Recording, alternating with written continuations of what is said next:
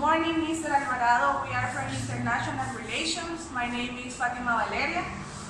Hi, Mr. Alvarado. My name is Roxana Xiomara Rodriguez Flores. Good morning, Mr. Alvarado. My name is Monica Moran. Good morning, teacher. My name is Melvin Salvadorantes Navas. Okay, this interview is about the civil war in El Salvador. We decided to talk about this topic because we think that it is very important to know about it, because this event happened in El Salvador, obviously, and many young people don't know about it. So, a really easy question first. Do you know in which year the war started? Yes, this war took place in the 80s. It was a war between the guerrilla in El Salvador and the government forces, military. Okay, that's right. As Melvin says, this was a war between the military forces of El Salvador and FMLN. FMLN was conformed by 5 important groups, which were Fuerzas Populares de la Liberación, Ejército Revolucionario del Pueblo, Resistencia Nacional, Partido Revolucionario de los Trabajadores Centroamericanos. So these groups conform the FMLN. FMLN in Spanish means Frente Farabundo Martín para la Liberación Nacional. And there were many reasons because they were waiting for. Do you know any reasons? I think that the first reason was for the freedoms because people in that years wanted to express their own idea and they couldn't. So for that reason start all of this, and so also they didn't want to continue with this work like to farmers. That was a problem that they have, and also they couldn't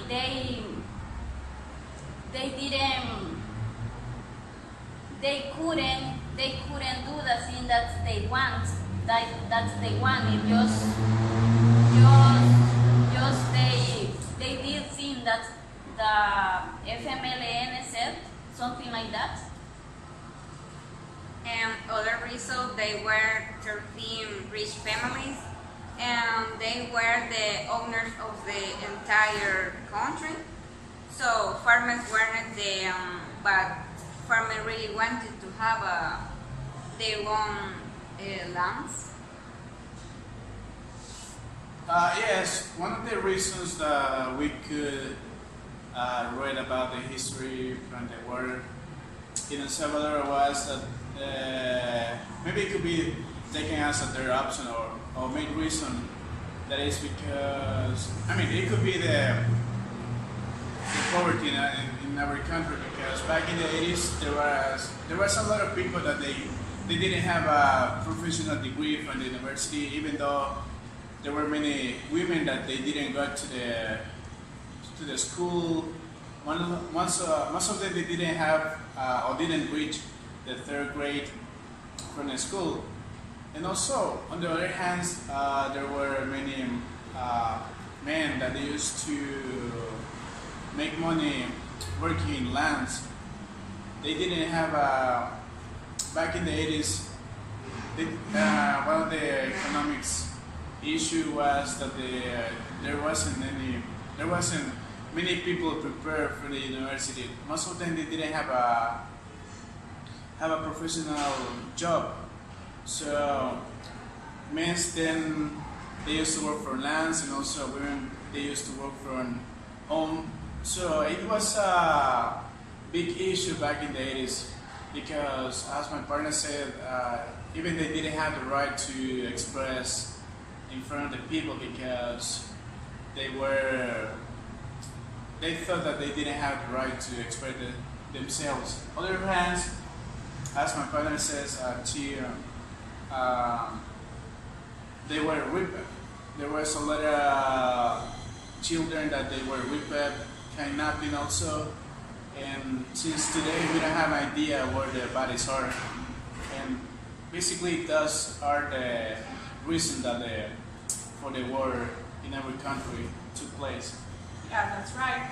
So we have here, my partners mentioned the main reasons why the war started. Happened in that war was the massacre del Mozote. As we know, in that situation died a lot of people, and that was terrible for me because I didn't know about it, and I was reading that around 70,000 or something like that people died in that war. So, and I was reading that the soldiers just arrived to that place, and they wanted to know about the guerrilla because they thought that in that place people have an idea about la guerrilla,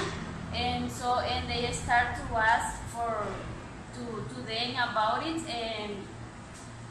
and they started to kill them because they didn't say anything about it,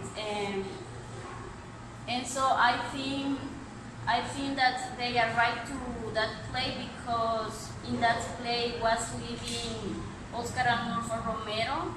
Do you know who was Oscar Arnulfo Romero? Yes, Oscar Arnulfo Romero was a bishop that he used to live in San Miguel. So then he came back to San Salvador. He was the bishop for the Cathedral Church here in the downtown. So back in the 80s, he was a leader for the Catholic Church. He used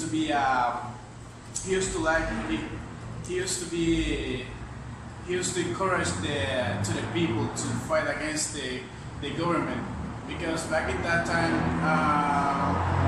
the citizens didn't have the right to opinion from the other peoples. So what Arnulfo was trying to do back in that time, that he was trying to encourage the people basically to fight against the rights. Yeah, that's right.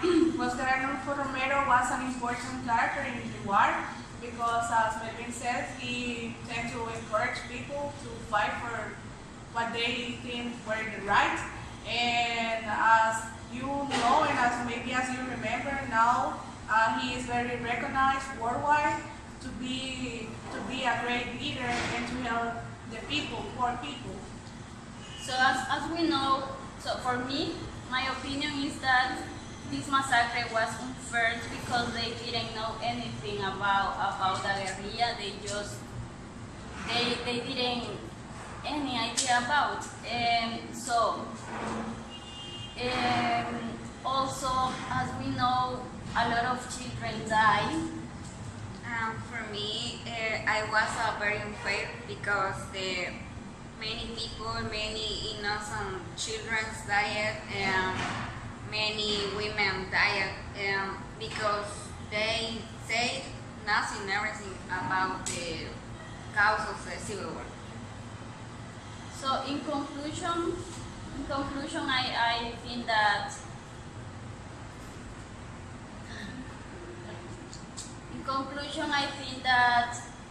that all of this depends just because the guerrilla wanted to express their own idea because they didn't have the right to say the thing that they want. I want to talk about the Chapultepec Peace Agreement, but the peace to El Salvador in 1992, in Mexico, after more than a decade of civil war. The treaty was negotiated by representatives of the Salvadoran government, the rebel movement FMLN, and political parties, with observers from the Roman Catholic Church and the United Nations. The peace talks were mediated to Álvaro de Soto and the special representative of the General Secretary. And the FMLN inicia, initiate the preliminary peace agreement. And Also, I would like to make emphasis that back in the 80s, when El Salvador made the peace, the agreement peace after the war, the civil war in our country, the FMLN began the first political party, communist thinking. So to me, it doesn't make sense because nowadays we had two presidents from the FMLN parties, and they haven't done anything about what they were trying to fight back in the 80s. Because back in the 80s they were trying to fight against the rights of the citizens. So nowadays we're having a hard time to also trying to get a job in our country. Also, we have the violence has increased also. That's it. As Melvin said, we have had two presidents for the FMLN, but they haven't done a good job because they haven't done what they supposed were fighting for in the war. And also, as we can see, nowadays people are really fighting what they want for. For example, the last event that happened was in Santa Tecla, and it were fighting the people for the market and also the agents of Santa Tecla. And as we can see, nowadays people are not afraid about fighting for their rights, fighting for what they think it is